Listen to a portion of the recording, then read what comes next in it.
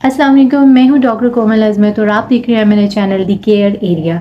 अच्छा, आज मैं आपके साथ जिस टॉपिक के साथ आई हूं वो है आईबीएस सिंड्रोम। सबसे पहले देखते हैं कि आईबीएस क्या होता है। आईबीएस ये होता है कि जब भी आप कोई फूड इनटेक करते हो तो आपकी बॉडी क्या करती है, उसको डाइजेस्ट करने के लिए आपकी उसमें जितने भी इंपॉर्टेंट न्यूट्रिएंट्स और मिनरल्स होते हैं उनको एब्जॉर्ब कर लेती है, और बाकी जो है वो सारा वेस्ट जितना भी रह जाता है, जिसे हम स्टूल कहते हैं, वो आपके डाइजेस्टिव सिस्टम का लास्ट पार्ट होता है रेक्टम। ठीक है, आपकी जो बड़ी आंत होती है ना, उसका आखिरी पार्ट होता है रेक्टम। वहाँ पर जाकर वो वेस्ट प्रोडक्ट जो है वो स्टोर हो जाता है स्टूल की फॉर्म में, और फिर क्या होता है कि थ्रू योर एनस आपकी बॉडी से वो स्टूल पास आउट हो जाता है। अब प्रॉब्लम कहाँ पर आती है?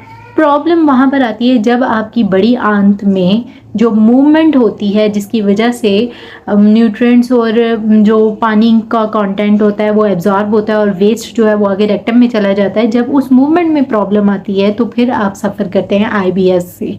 नंबर 1, अगर तो उसकी मूवमेंट बहुत तेज़ी के साथ हो रही है, ठीक है, अगर आपकी आंत जो है, बड़ी आंत जो है वो बहुत तेज़ी के साथ कॉन्ट्रैक्ट कर रही है, तो क्या होगा कि बहुत तेज़ी के साथ आपका फूड पास कर जाएगा और बॉडी जो है वो उसमें से वाटर कंटेंट जो है वो एब्जॉर्ब नहीं कर पाएगी। ठीक है, तो फिर क्या होगा, उन लोगों को डायरिया हो जाता है। ठीक है, उनको मोशन रहते हैं। फिर अब वो दूसरे लोग वो हैं जिनकी पेरिस्टालिसिस मूवमेंट जो होती है वो बहुत स्लो होती है, यानी जब उन्होंने खाना खाया उनकी बॉडी ने उनके न्यूट्रिएंट्स और जितना भी एसेंशियल चीज़ें थी वो तो एब्जॉर्ब कर ली, लेकिन जब बड़ी आंत की बारी आई उसमें से पानी को एब्जॉर्ब करने की, तो उसने क्या किया, वहाँ पर उसकी मूवमेंट बहुत स्लो हो गई, जिसकी वजह से क्या हुआ कि ज़रूरत से ज़्यादा ही पानी जो है वो बॉडी ने एब्जॉर्ब कर लिया।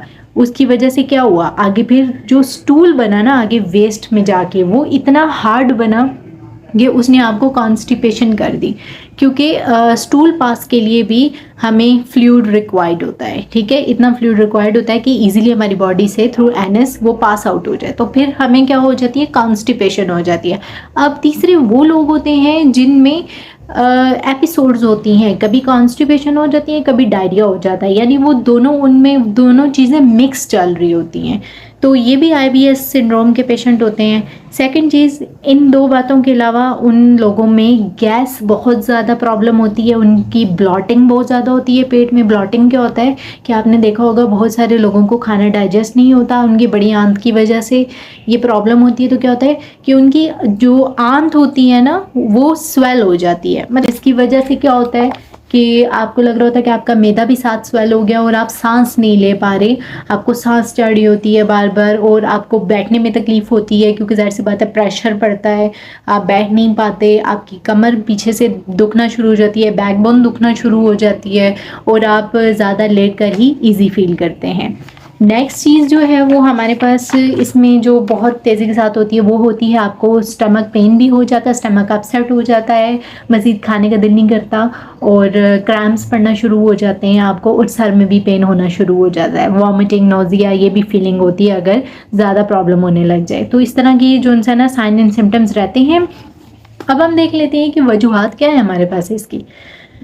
कॉमन जो कॉजेज़ हैं वो ये हैं। नंबर 1, या तो आपकी जो उनसे जो इंटेस्टाइनल नर्व्स हैं, ठीक है, यानी आपकी जो बड़ी आंत है उसको भी नर्व सपोर्ट करिए। अगर वो नर्व सपोर्ट करना बंद कर दें, उनमें प्रॉब्लम आ जाए, तो क्या होता है कि आपके ब्रेन और बड़ी आंत के दरमियान का कनेक्शन जो है वो डिस्टर्ब हो जाता है, जिसकी वजह से क्या है कि आपकी जो आंत है वो सही तरीके से पेरिस्टालिसिस नहीं करी है, ज़्यादा करिए या कम करिए। ठीक है, लेकिन ये चीज़ें जो है ना वो बहुत ही स्वेयर केसेस में होती हैं, लाइक कुछ लोगों का एक्सीडेंट हो जाता है या कुछ लोगों की सर्जरी हो जाती है बहुत मेजर, तो उसमें उनको ये इशू हो जाता है बहुत स्वेयर किस्म का। नेक्स्ट चीज़ जो है वो हमारे पास आ जाती है एनजाइटी, स्ट्रेस, डिप्रेशन, उसकी वजह से भी ये प्रॉब्लम होती है। थर्ड चीज़ आ जाती है कि अगर तो आपकी लाइफस्टाइल आपका फूड के हवाले से बहुत ही गंदा है, आप अनहेल्दी चीज़ें खाते हो जो जिसकी वजह से ये प्रॉब्लम्स हो सकती हैं, आप अपनी बॉडी को खुद इरिटेट कर रहे हो, तो ये चीज़ें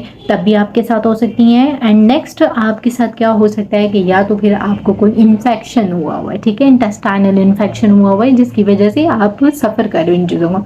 अब ट्रीटमेंट की अगर हम बात करें तो there is no specific treatment for IBS syndrome, but there is treatment for your science and symptoms, यानी जो आपको अलामतें पेश आ रही हैं उसके अकॉर्डिंग इसका ट्रीटमेंट किया जा सकता है।